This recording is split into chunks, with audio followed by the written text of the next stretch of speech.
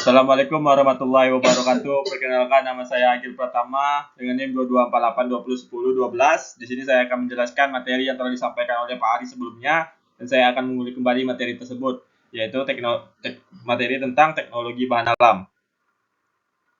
Pemilihan dan penyiapan bahan alam ada 4 seleksi. Seleksi pertama yaitu seleksi spesies, yaitu proses evaluasi yang terjadi pada tingkat spesies, mirip dengan seleksi alam. Kedua, seleksi usia melibatkan penentuan kriteria untuk memilih bibit unggul, misalnya usia bibit tanaman yang ideal. Yang ketiga, seleksi bagian tubuh yang bertujuan untuk menciptakan efek visual yang diinginkan, seperti memperbesar dan memperkecil bagian tubuh. Keempat, seleksi alokasi dan musim. Seleksi alokasi dan musim, langkah ini penting untuk memastikan pertumbuhan tanaman yang optimal. Faktor yang mempengaruhi kandungan senyawa, yang pertama musim, mempengaruhi pada status metabolit sekunder. Yang kedua, kadar air tinggi dapat mempercepat kerusakan bahan. Ketiga, paparan sinar matahari mempengaruhi produksi senyawa seperti flavonoid. Kondisi tanah juga mempengaruhi, yaitu pH, nutrisi, dan struktur tanah berpengaruh pada kualitas tanaman. Penyiapan bahan baku berupa keseluruhan bagian tanam seperti daun, batang, kulit, batang bunga, buah, akar, dan umbi. Sumber bahan baku dapat berasal dari biota yang hidup di liar dan hasil budidaya penyiapan bahan seperti Syplesia, infus dekota, ekstrak, dan lain sebagainya.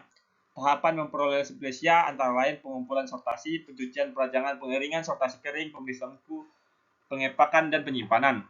Sortasi basah untuk memisahkan cemaran dan bahan Syplesia pencurian. Syplesia yang mengandung zat yang mudah larut dalam air mengalir dicuci dalam waktu sesingkat mungkin. Perajangan untuk memudahkan proses pengeringan, pengepakan, dan penggilingan. Pemilihan dan penyiapan bahan seperti pengeringan, diantaranya dengan sinar matahari, dengan angin, atau dengan oven, microwave, dan pre-drying. Bahan yang telah dikeringkan disimpan pada tempat kendap udara dan kondisi yang tidak lembab. Pengecilan ukuran bahan, semakin halus serbu yang kita gunakan, pendek tebal lapis pas batas. Akibatnya semakin mudah penetrasi penyari untuk mencapai zat aktif, maka semakin efektif pula proses penyarian. Berbagai kerugian yang terjadi jika bahan terlalu halus. Yang pertama, penguapan minyak atsiri karena banyak sel yang pecah. Kedua, zat yang balas yang sebenarnya tidak larut keluar sel dan mengotori sarinya. Yang ketiga, kecilnya ruang intra dan interseluler menempatkan bahan dan penyumbat perkolator. Keempat, rimpang dan biji dengan kandungan amiluminium jika cair, penyaringnya air atau alkohol berkadar rendah akan menggumpal jika ada pemanasan. Packaging dan penyimpanan. Packaging setelah Syplesia kering untuk membuang kotoran. Pengepakan, penyimpanan, dan dehidrasi. Ekstraksi bahan alam, definisinya yaitu pengambilan senyawa-senyawa metabolit sekunder yang menjadi target untuk dipisahkan menjadi biomasa atau ampas atau bagian yang tidak diperlukan karena sifatnya yang mengganggu baik dalam penyajian maupun karena mengganggu efektivitas khasiat dari bahan aktifnya. Ekstraksi secara umum merupakan suatu proses pemisahan zat aktif dari suatu pendataan atau cairan dengan menggunakan bantuan pelarut. Klasifikasi dan prinsip. 3. Klasifikasi dan ekstraksi. Subspectial fluid extraction, solid liquid extraction, dan liquid extraction. 3 tahap proses ekstraksi. Yang pertama, pelarut akan merusak dinding sel dan jaringan, lalu masuk ke dalam sel. Kedua, pelarut akan melarutkan senyawa-senyawa metabolit.